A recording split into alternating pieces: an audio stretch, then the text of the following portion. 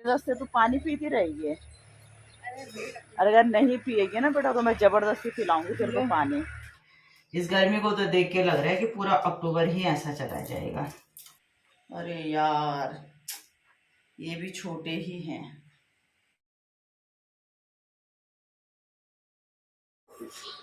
Hello guys, good morning, नमस्कार। मैं सावित्री बंगारी आप सबका स्वागत करती हूँ अपने यूट्यूब चैनल पे जिसका नाम है पहाड़ी फैमिली इन देहरादून। तो गाइज आज का ब्लॉग मेरा स्टार्ट हो रहा है सुबह की 7:30 बजे। चाय पानी हो गई है, अब है नाश्ते की तैयारी। और नाश्ते में आज मैं बना रही हूँ सूजी।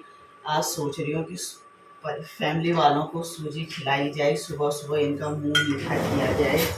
तो ये घी वैसे घर में कम है लेकिन चलो घी वाला ही बनाते हैं। घी डाल दिया, सूजी, चीनी और बादाम काटती हैं हमारी लेक्चरर मैम। आज बनाते हैं सूजी।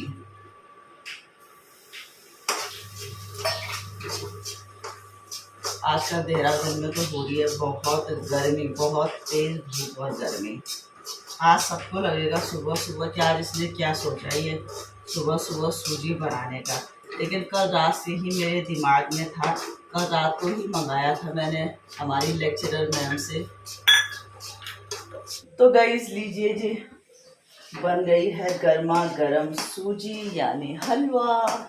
वैसे सूजी वगैरह बनाना मेरे को कम ही आता है लेकिन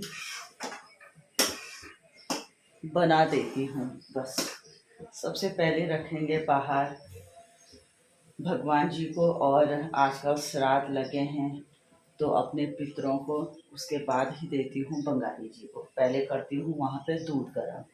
तो गाइस 10 बज गई हैं और अभी तक लगी थी मैं अपने ब्लॉग को एडिट करने में। बहुत सारा टाइम लगता है उसमें भी।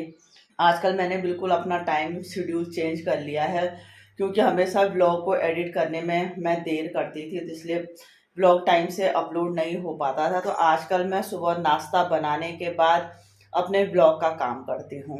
तो मैंने ब्लॉग एडिट कर लिया है, अब लगती हूँ मैं फटाफट करके घर के काम में। और सबसे पहले तो अपने बालों में ऑयलिंग करती हूँ। कल मैंने कलर किया था तो सबसे पहले बालों पे तेल लगाते हैं। बाल कटवा दी लेकिन बालों में झड़ना कम नहीं हो रहा है। आजकल मैं नारियल तेल लगा रही हूँ लेकिन लग नहीं रहा कि बालों की स्थिति कुछ खास होगी। बाल तो मेरे कभी नहीं पड़ते ना, लेकिन ये झड़ना बहुत हो जाते हैं। इतने सारे बाल झड़ रहे हैं, पूरे घर में बाल ही बाल। लोगों के घर में जब झाड़ू मारते हैं ना तो झाड़ू पोछा करते हैं तो क्या निकलता है कूड़ा। मेरे घर में निकलते हैं बाल।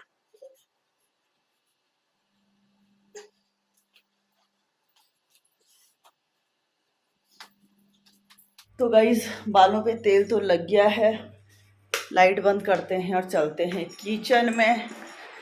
सबसे पहले किचन से करते हैं सफाई शुरू।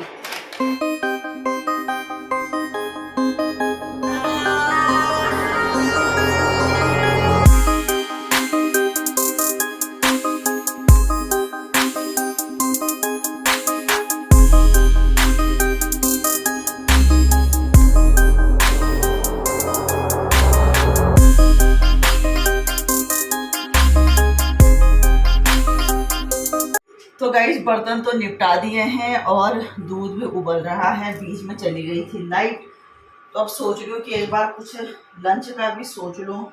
कुछ दिन पहले मैं ये पत्ता गोभी लेके आई थी, इसका टर्न ही नहीं आया बनाने के लिए। मुझे लग रहा है ये खराब हो गई है, तो ये सीधा जाएगी गाय के लिए। वैसे मैं पत्ता गोभी बहुत कम लेके आती हूँ, मतलब लेके ही नहीं आती हूँ। परसों अचानक नुपुर थी साथ में और रख दिया मैंने एक फूल क्योंकि बच्चों को पसंद है। आज बनाती हूँ, कल बनाती हूँ, परसों बनाती हूँ, वो खराब ही हो गई। अब वो सीधा फेंकने ही है। तो गाइस सोच रही हूँ कि आज कद्दू और कड़ी बनाऊँ। तो कद्दू भी काट के एक बार उबालने के लिए रख देती हूँ, बॉईल करने के लिए। उसके बाद ही लगती हूँ सफाई पे। और जैसे मैंने आपको आज बताया कि मैंने हलवा बनाया था, लेकिन मुझे लग रहा है कि ये मेरा गुड डिसीजन नहीं था क्योंकि शालिनी और आदित्य ने तो खास पसंद नहीं किया। आदित्य ने तो खाया ही नहीं ना, उसे तो मीठा वैसे भी कम पसंद है। मुझे सुबह ध्यान ही नहीं रहा, मैंने कहा हमेशा रोटी सब्जी चिला पराठा खा रहे हैं, थोड़ा टेस्ट चेंज करते हैं। लेकिन मेरे बच्चे और नुपुर तो आज लंच में आएगी, आज वो लंच लेके नहीं गई है। मेरा ही कुछ काम है जिससे मैंने उसको लंच टाइम पे बुलाया है। आज मुझे जाना है कहीं, कहाँ जाना है वो मैं आपको बताऊंगी। तो आज उसको टिफ़िन नहीं दिया, उसने तो थोड़ा सा खाया हलवा, मैंने भी खाया, मेरे को भी अच्छा लगा, बंगारी जी ने भी खाया, उनको भी ठीक लगा। लेकिन मेरा नौनी और शालिनी ने तो थोड़ा टेस्ट किया, आदित्य ने तो टेस्ट भी नहीं किया। और फिर मुझे बहुत ख़राब लगता है कि बच्चे ना खाएं। तो आज उनकी पसंद का, नौनी की पसंद का खासकर कद्दू की सब्जी और कढ़ी बनाती हूँ, उसको बहुत पसंद है। कोशिश करूँगी कि कढ़ी में पकोड़े भी बनाऊं, नौनी खुश हो जाएगा। लीजिए जी, दूध भी उबल गया है।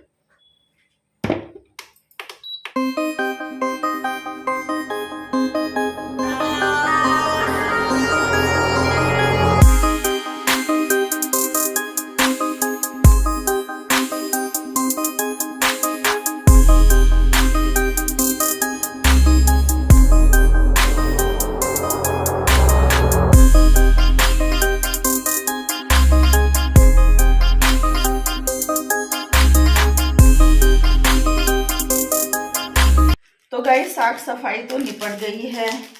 तो कल जैसे मैंने आपको बताया था कि मैंने ऑनलाइन गार्बेज पॉलीथीन मंगाए थे, तो देखती हूँ कि ये सही है नहीं है।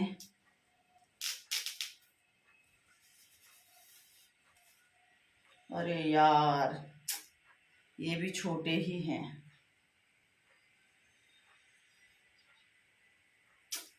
क्या करूं भगवान, ये भी छोटे ही हैं।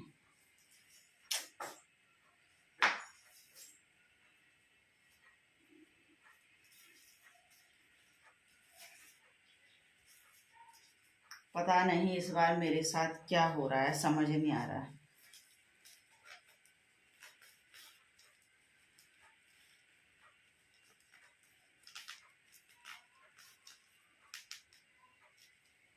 पता नहीं इसमें रिटर्न का ऑप्शन है कि नहीं है। ये भी छोटे ही आए। ऐसे मेरे पास 2 पैक ऑलरेडी पड़े हैं। कल मैं इतनी खुश हो गई थी, मैंने कहा लास्टली गार्बेज पॉलीथीन आ गए हैं। रख तो दिया गाइस मैंने, अब देखते हैं कि इसमें रिटर्न का ऑप्शन है या नहीं है। नहीं होगा तो ये भी फिर स्टोर में ही रखना पड़ेगा। क्या हो रहा है ये। तो गाइस 1:45 बजने वाली है, आ गई हूँ मैं किचन में, फटाफट करके खाने की तैयारी करती हूँ। और ये लेके आ गई हूँ मैं कड़ी पत्ता, जो बाहर ही हमारा पौधा लगा रखा है। और सोच रही हूँ कि बेसन देखती हूँ पहले। बेसन बेसन, हाँ है, हो जाएगा। क्योंकि आजकल मेरे घर में चीले बनाने का शौक चढ़ा हुआ है ना मुझे ही, तो इसलिए बेसन तो है। बेसन सोच रही हूँ कि थोड़ा पकोड़े बना दूँ, मेरा नौनी खुश हो जाएगा कि मम्मी ने कड़ी पकोड़े बनाए हैं। इतनी तेज गर्मी है मैं बता नहीं सकती हूँ। जो लोग खेतों में काम कर रहे होंगे आजकल, वो कैसे कर रहे होंगे। हमने भी किया है, मैंने भी किया है, लेकिन आज सोच के हिम्मत नहीं होती है। मतलब आज ऐसे लग रहा है कि कैसे करेंगे। हमने भी बहुत काम किया है, लेकिन अब हिम्मत नहीं होती है। तो गाइस सोच रही हूँ कि एक बार सिंपल ही पकोड़े बनाती हूँ। कहाँ इसमें आलू प्याज डालो।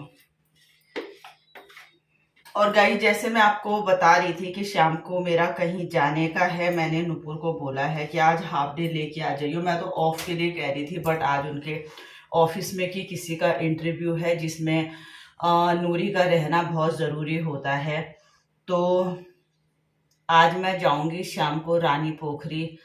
एक्चुअली गाइज मेरी एक सिस्टर थी, मतलब मेरे मायके की ही दीदी थी। तो अभी कुछ दिन पहले अचानक दीदी की तबीयत ख़राब हुई और दीदी गुजर गई। तो अभी कुछ दिन पहले मुझे पता चला है कि ये सब चीज़ें हुई हैं। बहुत मतलब कि दीदी के साथ बहुत अच्छा टाइम मेरा गुजरा था। जब मैं देहरादून से श्रीकोट शिफ्ट हुई थी तो उसी टाइम दीदी भी अपने गांव से श्रीकोट शिफ्ट हुई थी। तो बहुत अच्छा, मतलब तब मेरे बच्चे बहुत छोटे छोटे थे, तब शायद आदित्य बाद में हुआ था।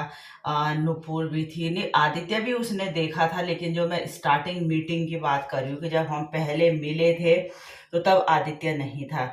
तो कभी भी मतलब कि बच्चों को छोड़ना है, मुझे शालिनी के पीटीएम में जाना है तो नुपुर को दीदी के पास छोड़ देती थी। संडे है तो दीदी के घर में चले जाते थे। तो बहुत अच्छा टाइम दीदी के साथ गुजरा है मेरा, और बहुत हेल्पफुल थी दीदी। उसके बाद 2018 में मैं यहाँ आ गई। उसके बाद अभी पिछले साल हमारी मुलाकात हुई थी एक शादी फंक्शन में चौरास में। उस दिन मैंने दीदी को जबरदस्ती बुलाया था कि तू यहाँ आएगी। वो जबकि कह रही थी कि उसकी थोड़ी तबीयत का प्रॉब्लम रहता था कि मैं नहीं आ सकती हूँ। मैंने कहा नहीं तो आएगी तो आएगी, और वो आई थी। तो वो हमारी लास्ट मुलाकात थी। दीदी के भाई और रहते हैं रानी पोखरी, तो वहाँ पे चाचा जी आ रखे हैं, कि चाचा जी यानी दीदी के पिताजी।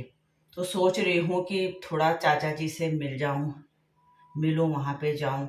देखिए मेरे जाने से कुछ नहीं होगा, जो चीज़ हो गई है उसको कोई चेंज नहीं कर सकता है। लेकिन हम समाज में रहते हैं, आदमी सुख में कभी ना जाए, कोई दिक्कत नहीं है। अगर आपके पास टाइम नहीं है तो सुख में चलेगा, कोई बात नहीं है। टाइम नहीं है तो आप नहीं जा पाए, कोई बात नहीं। लेकिन दुख के टाइम पे आप सबसे पहले जाइए उस इंसान के पास और पूरी कोशिश करिए कि कैसे भी हो उस इंसान का दुख कम हो। तो मन में है कि थोड़ा चाचा जी से मिलूं, जाऊं। तो शाम को शायद 4 साढ़े 4 बजे जाएंगे, क्योंकि 3 बजे तक तो नुपुर घर ही आएगी, तो लंच करेगी, थोड़ा रेस्ट भी करेगी। तो आज मेरा वहाँ जाने का सीन है। तो गाइस अब लंच तैयार करते हैं और फिर आगे मुलाकात करते हैं आपसे। हिम्मत भी नहीं हो रही है मेरी, मतलब कि मैंने दीदी की छोटी बहन, वो मेरी क्लासमेट रही है, हम दोनों एक ही उम्र के हैं, एक ही क्लास के रहे हैं। तो मतलब मैं कम से कम 7-8 दिन से हिम्मत जुटा रही थी कि मैं उससे कैसे बात करूं, क्या बोलूं। हिम्मत ही नहीं हो रही थी कि क्या बोलूं मैं उससे फ़ोन करूंगी तो कैसे मैं उससे बात स्टार्ट करूं। तो कल बड़ी हिम्मत के बाद उससे बात हुई। उसी ने मेरे को बताया कि चाचा जी यहाँ आ रखे हैं। तो गाइस शाम को कोशिश करूँगी वहाँ जाने की। अभी तक का तो पूरा प्रोग्राम है मेरा, क्योंकि फिर चाचा जी 1-2 दिन बाद फिर गांव चले जाएंगे। गांव जाना फिर मेरा मुश्किल है, कब जाती हूँ कब मुलाकात होती है, इसलिए मैंने कहा एक बार चाचा जी से मिलने यहीं चली जाऊँगी। तो गाइस अब फटाफट करके खाना तैयार करती हूँ, क्योंकि 2 बजे लंच वाले आ जाएंगे। और मिलते हैं फिर आपसे थोड़ी देर में।